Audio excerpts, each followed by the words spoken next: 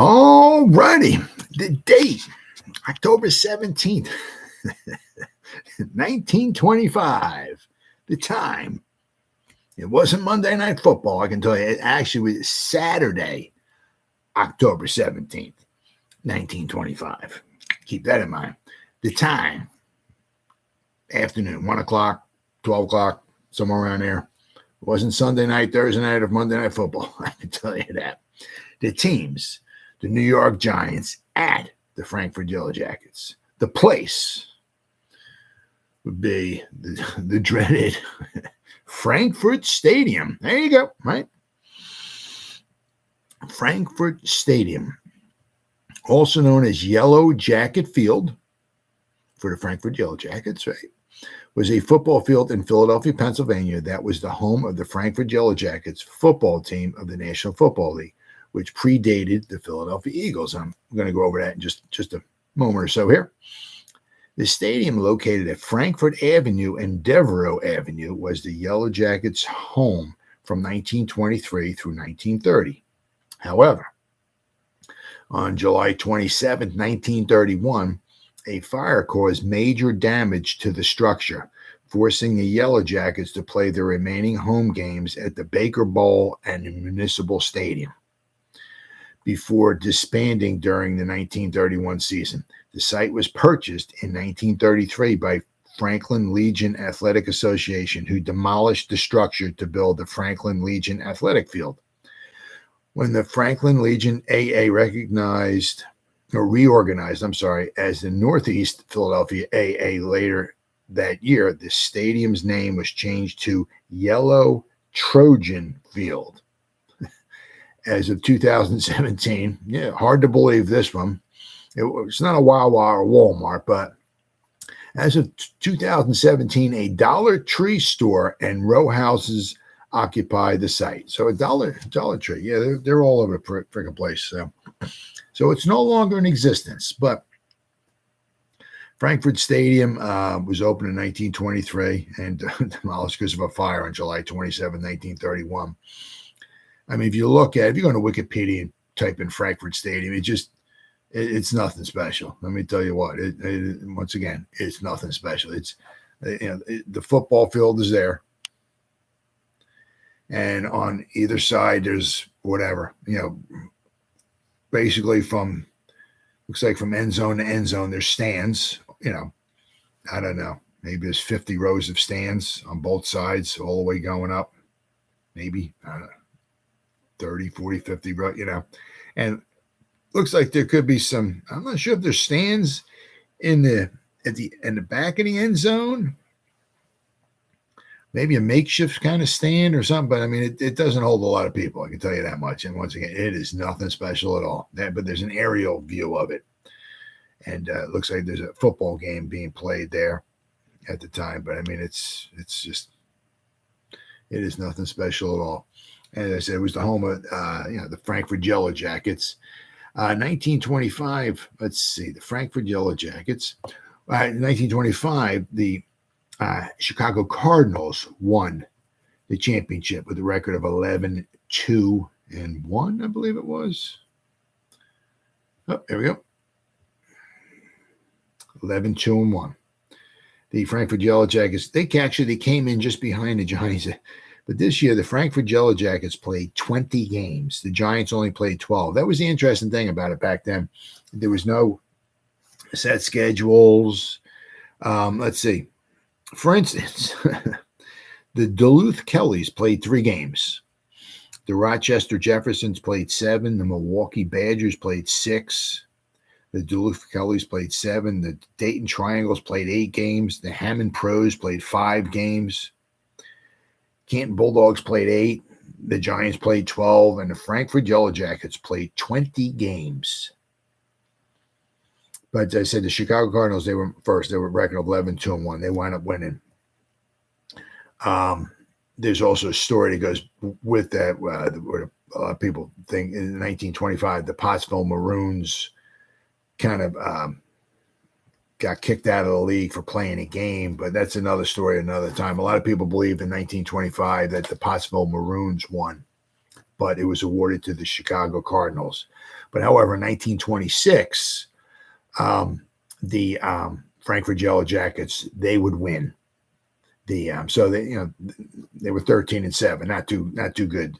They were, they won most of their games, obviously, but in 1926 they would win. Let's see, what was their record in 1926?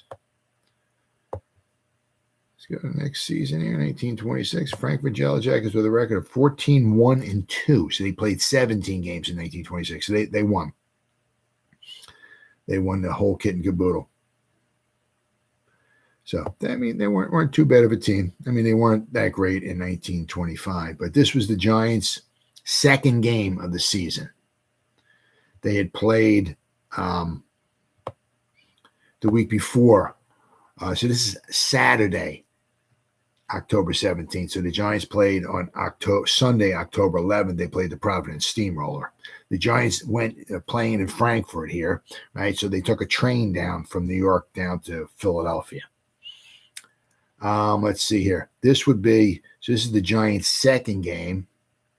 This would be 1, 2, 3, 4. This would be the Frankfurt Yellow Jackets' fifth game.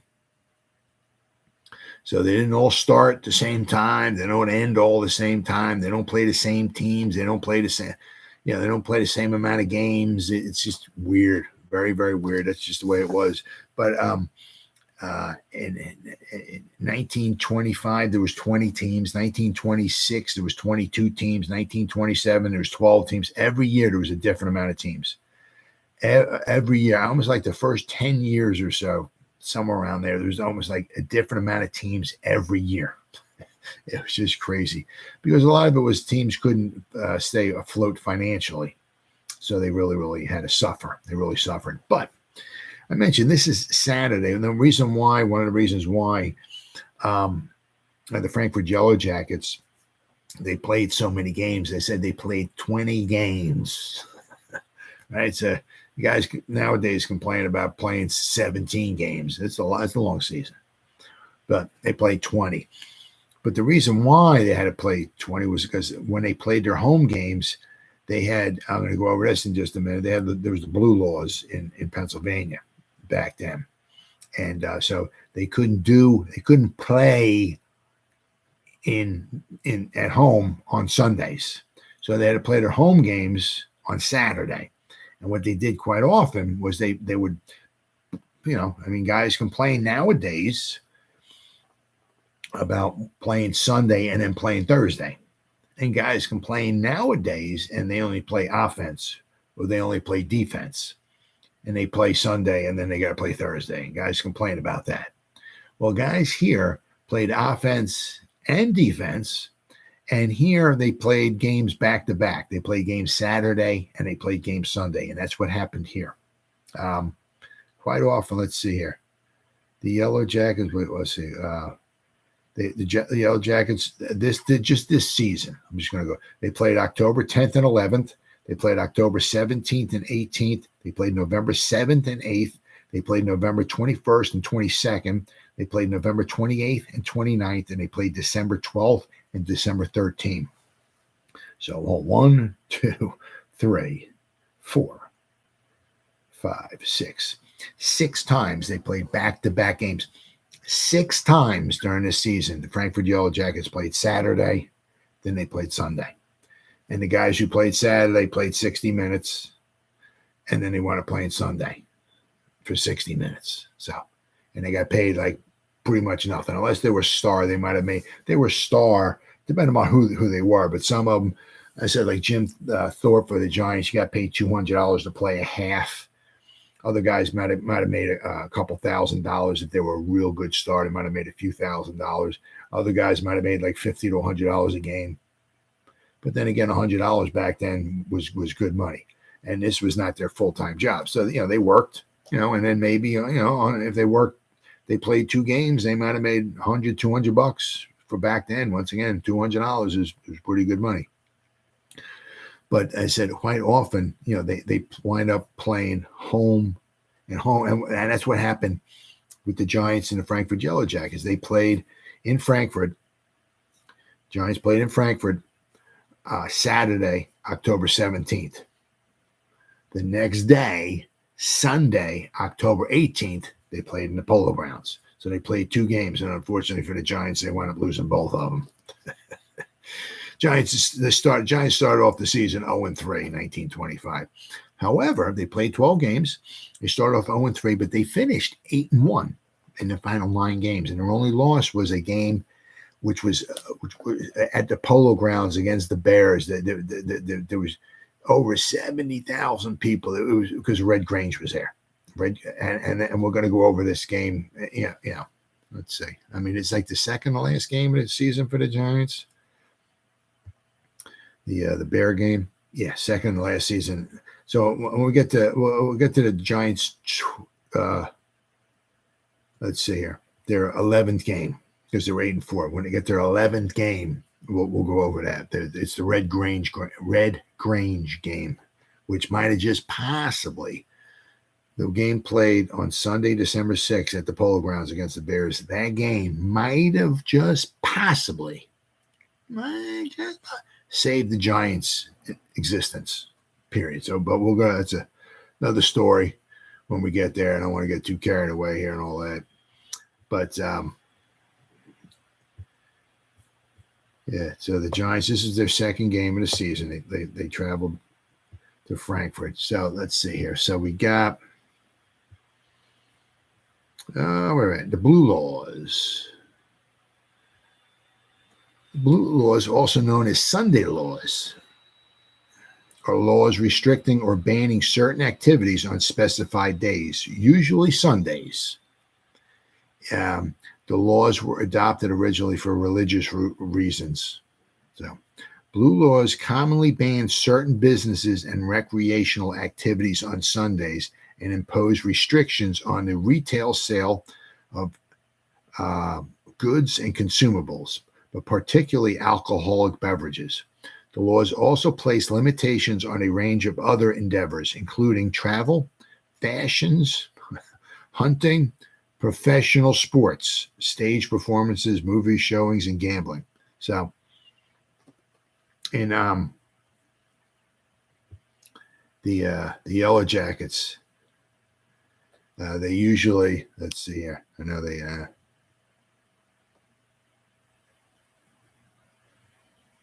well, they had it here somewhere. They were talking about putting their their home games on Saturday because of blue laws. Now, of course, I can't find it now, but it's from Wikipedia too. It also explains,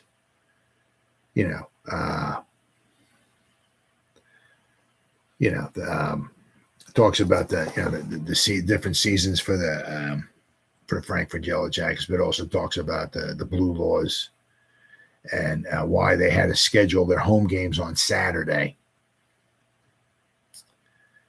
And of course, I said I can't find it right now. But they were in existence. They started in Yellow Jackets in the NFL. They started in 1924 in the NFL. That's when they started in the NFL. And then they wind up disbanding after the 1931 season because of their stadium. Let's see, the decline. 1930 season, the Yellow Jackets began to decline mainly because of financial hardships brought on by the Great Depression in 1930. So they started declining, and their final season said before the start of the 1931 season was in July. Frankfurt Stadium was severely damaged by a fire, forcing the club to find another location for its home games. However, most facilities suitable for professional football were already booked. The Yellow Jackets had to overcome the scheduling problem by playing at 2 different locations around the city of Philadelphia. They had to play in Philadelphia Municipal Stadium and Baker Bowl. Philadelphia Municipal Stadium and Baker Bowl were located outside of the Frankfurt area, making attendance difficult for local fans. So that made it even harder. So their local fans we used to, who live in Frankfurt, used to, I guess, pretty much almost being able to walk and see the team. Well, now they're located outside the area, and maybe for some of them it was too far to go. So the team had hoped to draw broader support from Philadelphia at large, but it never happened. As said, Herb Josting took over as their coach in 1931. However, the team was in terrible shape. Some members of the press began referring to the team as the Philadelphia Yellow Jackets in an attempt to increase fan support, which failed to materialize. By October, the NFL president, Joe Carr, after witnessing the poor attendance at Frankfurt's home loss to the Portsmouth Spartans, approved a plan for the Yellow Jackets to finish the season as a traveling team. Carr hoped that this move would allow the team to curb spending and rebound financially. So curb their spending, meaning they wouldn't have to rent out one of those stadiums and save some money. But it just was not meant to be. Let's see here. There we go. Actually, in 1931, the final season for the Frankfurt Yellow Jackets, they were 1-6-1. They beat the Chicago Bears 13-12, and they tied the Providence Steamroller 0-0. But basically, at 1-6-1, every game they lost, they got shut out. So basically, and they tied the other game at 0-0. So basically, 7 out of their 8 games they got shut out. So they finished 1-6-1. They scored 13 points in 8 games. So they were just a terrible mess, absolutely terrible mess. And but that's why there's another team that starts coming into the view here. The Yellow Jackets beat the Bears in 1931. So after 2 more games following the victory and the Bears, both shutout losses, indeed, the 1931 Yellow Jackets were shut out in every game besides the aforementioned victory. The Yellow Jackets suspended operations, unable to find a buyer. The Frankfurt Athletic Association returned the franchise to the league. So that was in 1931. The NFL spent over a year searching for a new team to operate in Philadelphia. Hint, hint, hint. On July 9th, 1933, the NFL granted an expansion franchise to Bert Bell and Lud Ray and awarded them the assets of the failed Yellow Jackets organization, with Bell and Ray naming their team the Eagles after the symbol of the Franklin Roosevelt's New Deal. This led to assumptions that the Yellow Jackets changed their name to the Eagles, relocated to Philadelphia, and returned to the league after going into recess in 1932. However, this is not the case. Bell and Ray did not buy the Yellow Jackets team, but rather the NFL rights to the Philadelphia area that had formerly belonged to the Frankfurt Athletic Association. So, further to this, Bell and Ray assembled almost an entirely new team with only one player from the 1931 Yellow Jackets were on the roster of the 1933 Eagles. So basically, the Eagles, it came into existence in 1933, but it was because of the failure of the Frankfurt Yellow Jackets in 1931.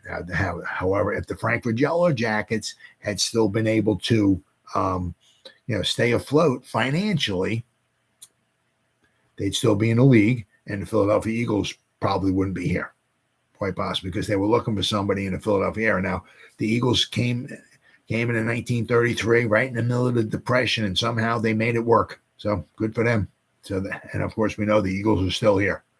So in another, 10 years or so, they'll be their 100th year in the league. But that's why the Yellow Jackets, their final season was in 1931 due to poor attendance. And back then it was, you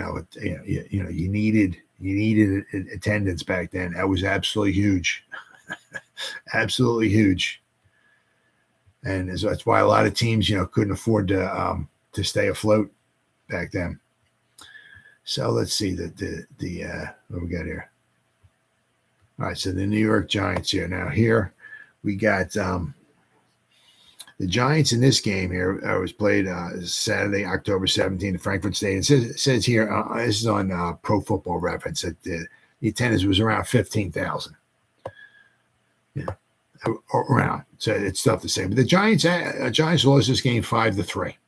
but they actually had a 3-2 lead in the bottom of the ninth. No, they had a 3-2 lead and going into halftime, and in the third quarter, I got an article I read. We're going to read here. So, but in the third quarter, they kicked a field goal, the Yellow Jackets, and they wound up pulling ahead and winning 5-3. But I got an article here.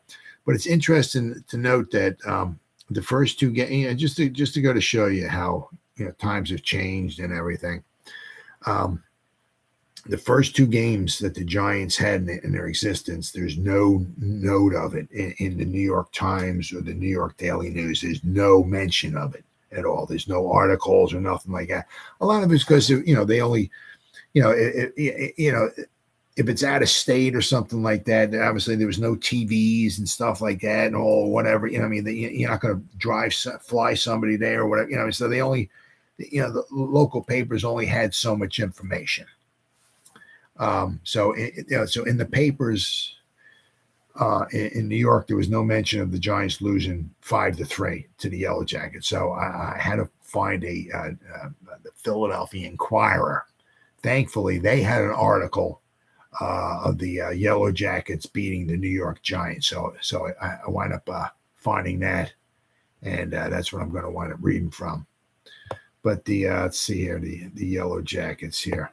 Let's see, rosters and players. Let's see, how many? They had quite a few players on their team. 1, 2, 3, 4, 5, 6, 7, 8, 9, 10, 11, 12, 13, 14, 15, 16, 17, 18, 19, 20, 21, 22, 5, 6, 7, 8, 9, 30, 20. They had 32 on their 32 players on their roster. So that's obviously that's quite a bit.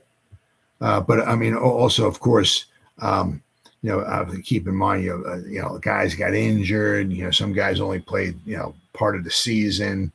I mean, it's very difficult to play a 20-game schedule back then with injuries and all of that. So they had 32 guys on the team. Meanwhile, the Giants, during the course of their season, let's see here. I think if I remember correctly, I read they had 29 players on their roster. If I read that correctly. From yesterday, 1, 2, 3, 4, 5, 6, 7, 8, 9, 10, 11, 12, 13, 14, 15, 16, 17, 18, 19, 20, 2 to 3, 24, 25, 26, 27, 20. Yeah, they had 29. Now, I said guys would come and go, like Jim Thorpe. He only played 3 games for the Giants. And he got in the third game, which was the next day, which was October 18th, 1925, when the Frankford Yellow Jackets played at the Polo Grounds. Jim Thorpe got injured. His knee got injured. And there's a story I'm going to read, but that's for tomorrow. And he never played again for the Giants. So he only played 3 games for the Giants. So guys came and went.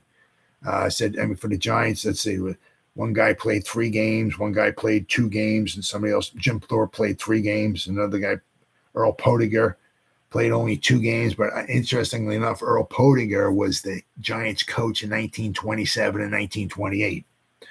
But he only played 2 games. Another guy played 2. Another guy played 4, 3, 2, 1, 2, 1, 2, 3. So many people only played a handful of games for the Giants. Not many of them played, all 12 or even close to all 12. But so let me find the article here. Nope, that's not it. As I said, I had to go to it was from the Philadelphia Inquirer. Frankford Yellow Jackets turned back the New York Giants in gripping grid classic, 5-3. Gripping grid classic.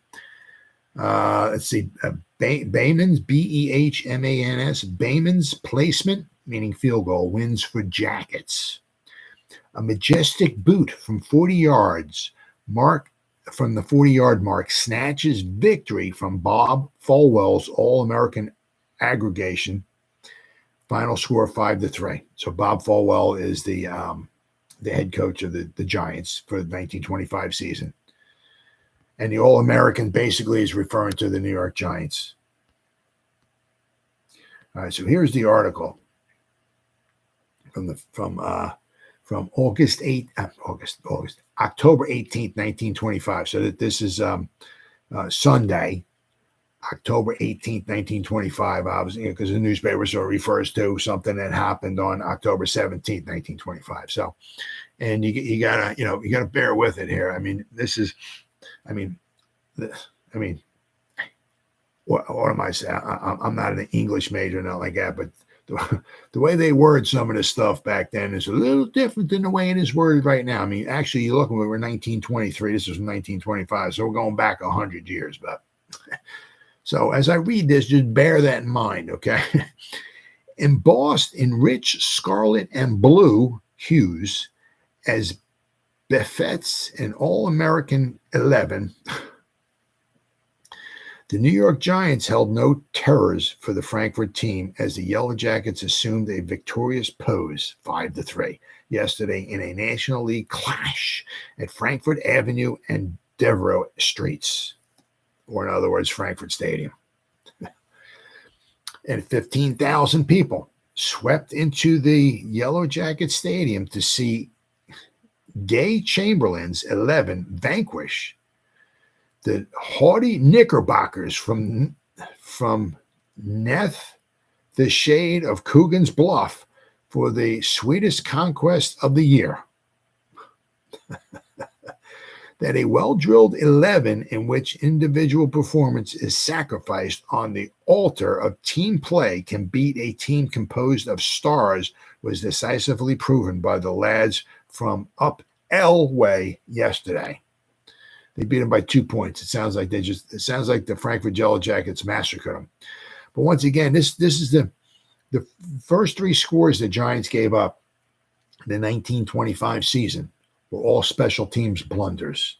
First 3 scores they gave up. They lost 14-0 to the Providence Steamroller the week before on Sunday, October 11th. They gave up a punt blocked for a touchdown, and then the Steamrollers returned a kickoff back for like anywhere. I saw 95 yards, 96 yards, 92 yards. I think it was over 90 yards for a touchdown. And the third score that the Giants gave up in the 1925 season was once again another block punt. I think it bounded out of the end zone. So the first 3 scores they gave up were special teams blunders.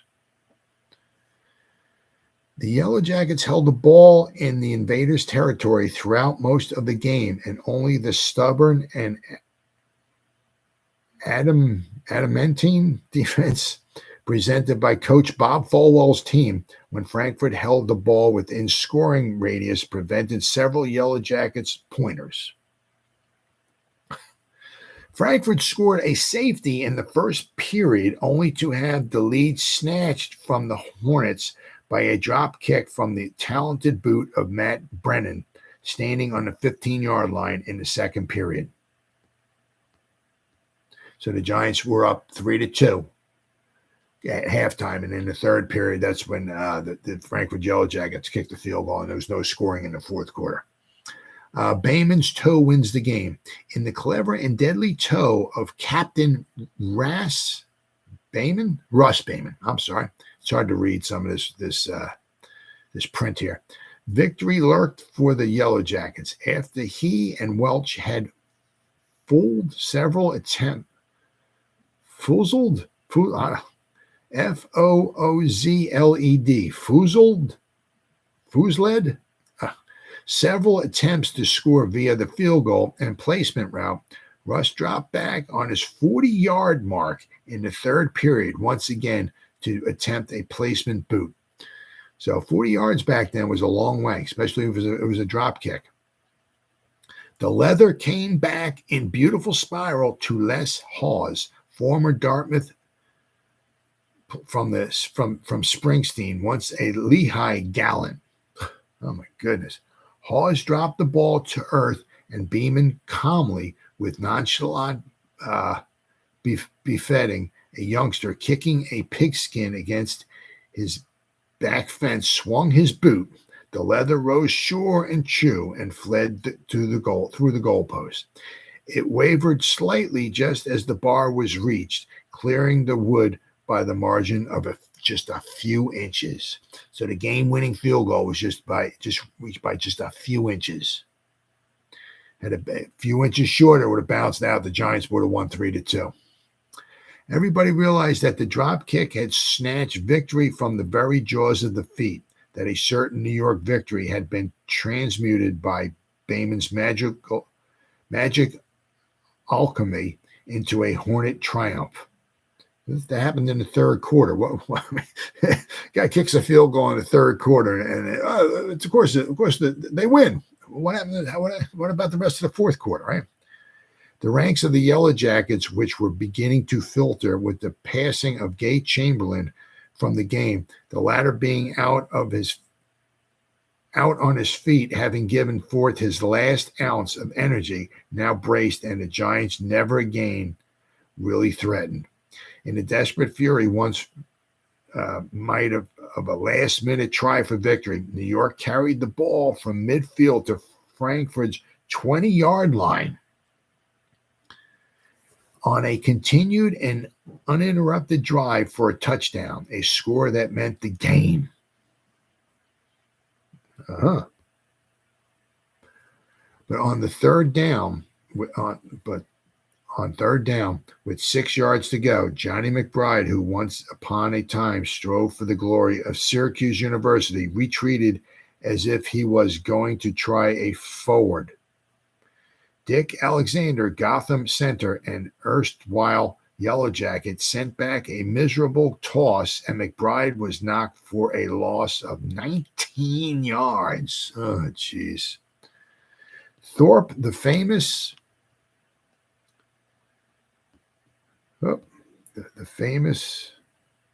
having given forth his last ounce, have his punt blocked by Springsteen with a Frankford recovery. So the Giants had the ball, and somehow they wind up losing 19 yards.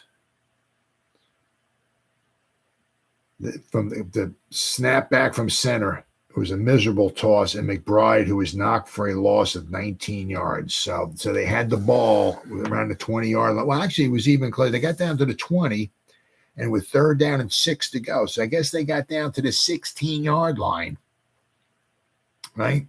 But then they lost 19 yards, and this was in the fourth quarter. So they lost 19 yards, so they went back to the 35, and I guess that was out of their field goal range. I mean, because if the guy steps back however many yards to try to drop kick, and also I guess it would have been more than 40 yards. I guess that was out of the range, but they were in range for the game winning. So once again, special teams blunder here snaps the victory from the jaws of defeat. It just, well, however that saying goes, the Giants could have won this one, but a bad snap, like John Michael Schmitz did against the Cowboys on Sunday night. But so they lost 19 yards because of a bad snap. Otherwise, they could have maybe kicked a field goal, and they could have won the game. But let's see. But with Jim Thorpe having given forth his last ounce, he had his punt blocked by Springsteen, not Bruce, with a Frankford recovery. The last hope of New York had gone a glimmering, cascading to the limbo of blasted hopes and never to be realized dreams. I mean, whoever's writing this story is not sure what they're smoking, but it must be pretty good. Numbering in the galaxy a half dozen or so All-Americans, which are the Giants, New York was never able to penetrate the fierce defense of the Yellow Jackets for any sort of consistent gain. Jim Thorpe, the Carlisle Redskin, who seemed to have seen his best days, did most of the punting for New York, and right good job he made of it.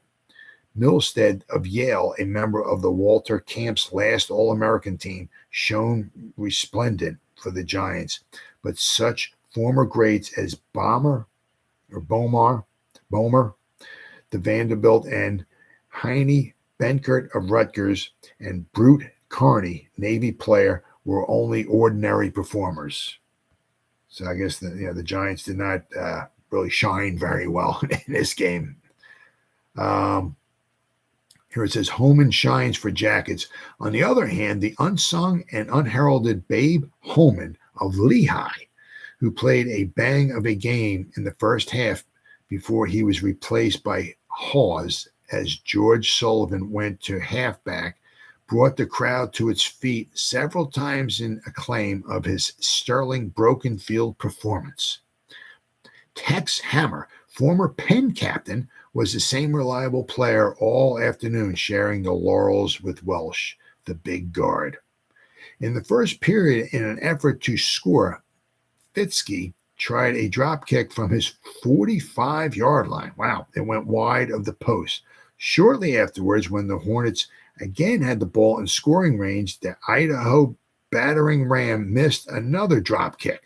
Kicking was more the vogue, and Welch missed a placement from this 55-yard line. So they were trying long field goals. They missed many field goals, but they were long.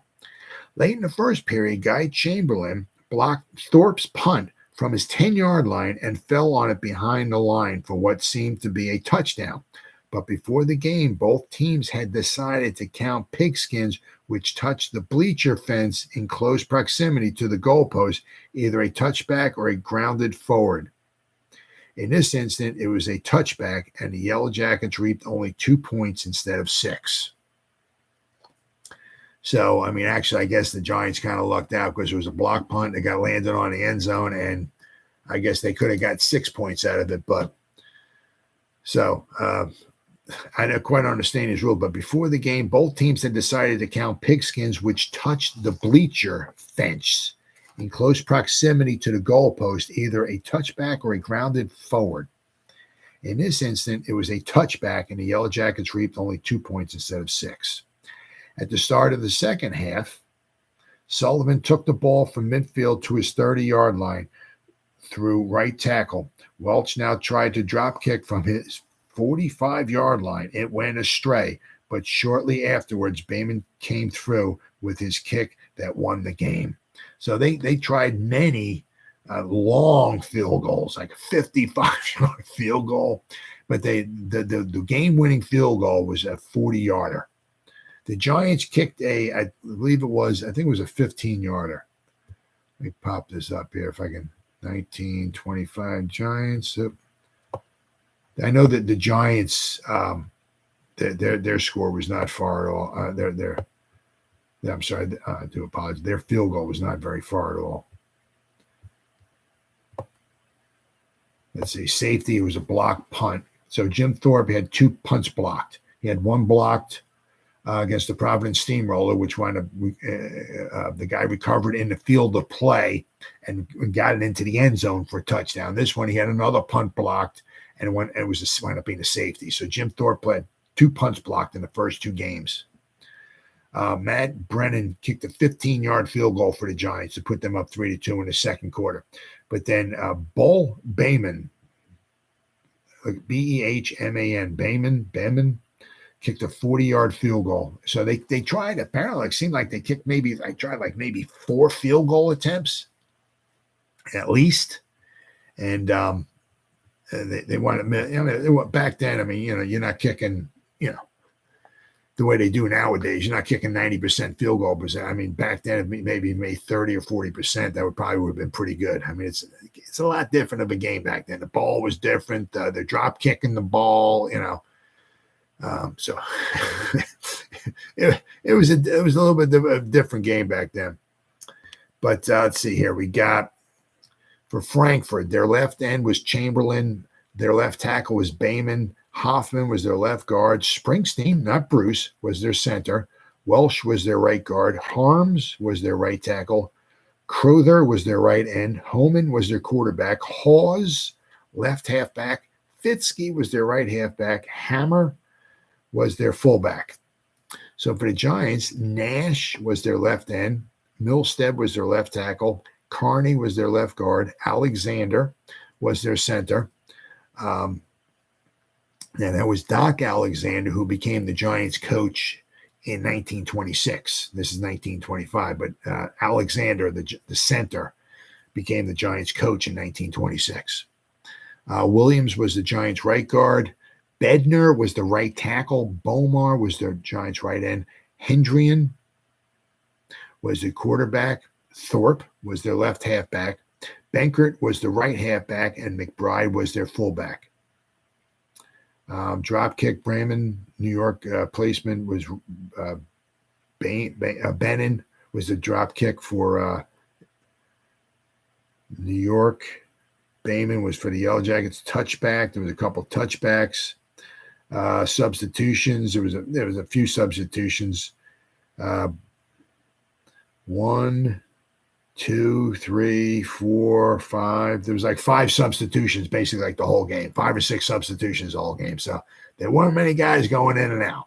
Guys, basically the guys who went in, they pretty much stayed in until the game was over.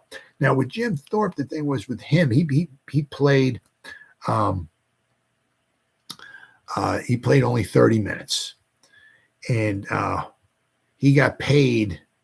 It was $200 a game, actually $200 to play a half.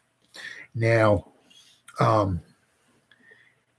way it was he played $200 to play 30 minutes, basically like a half, until, all right, like later on in the season. Now, I don't know how far later on in the season was, but apparently he said once he got into like playing shape or whatever, then he would start maybe playing the whole game. And I don't know if they were going to double his salary from 200 to 400 or however it was, but somewhere on the plan was for Jim Thorpe was once he got into better playing shape, he would start playing the whole game, and it would, I guess, I'm sure, increase his salary. But in the beginning of the season, he only played 30 minutes, and he made $200 per game. Now, unfortunately, this was the second game, and as we're going to go over it tomorrow night, the Giants' third game with Frankfurt, the Yellow Jackets played the Polo Grounds on a Sunday, October 18th. There's a little story there that I'll read, and it talks about Jim Thorpe getting hurt, and then he winds up. He's on the sideline. I think I forgot if he had a brace on or something like that, but he had played his last game. He actually played later on with another team in the NFL later on that season, but that was his third and final game for the New York Giants, which was on Sunday. But he played in this game. He played 30 minutes in this game and had a punt blocked. So his punt, I mean, it probably punted good, but apparently it was a little slow. So the Giants' special teams really let him down. Really let him down. I said they had 2 punts blocked, and they had a kickoff return for a touchdown, over 90-yard kickoff. Yeah, that didn't happen very often back then. There was no Devin Hesters back then, no Deion Sanders or nothing like that. I mean, so to return kickoffs back over 90 yards, I'm sure that was a spectacle back then. So the Giants special teams let them down. So the Giants, after this game, they were 0-2. As we'll find out tomorrow night, they lost their third game, which was their first ever home game, was at the Polo Grounds against the Frankford Yellow Jackets. They would lose that one. But then they're finally in their fourth game. They would get the victory. They would beat the Cleveland Bulldogs. Oddly enough, the Cleveland Bulldogs in 1925. So obviously in 1924, the Cleveland Bulldogs were the NFL champions. Actually, interestingly enough, 3 consecutive years, right?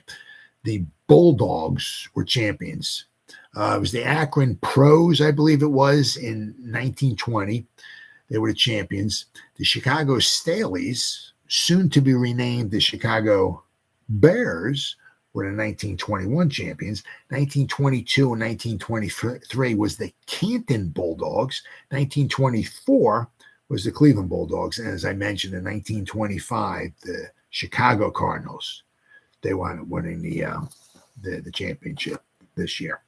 But that pretty much wraps up this game here. It was wasn't much of a barn burner. The Giants had a hard time on the road, and they lost to a decent team, 5-3. So I said, so that wraps up this day, October 17th, 1925. And that's what happened this day in New York Giants football history. I'll see you soon.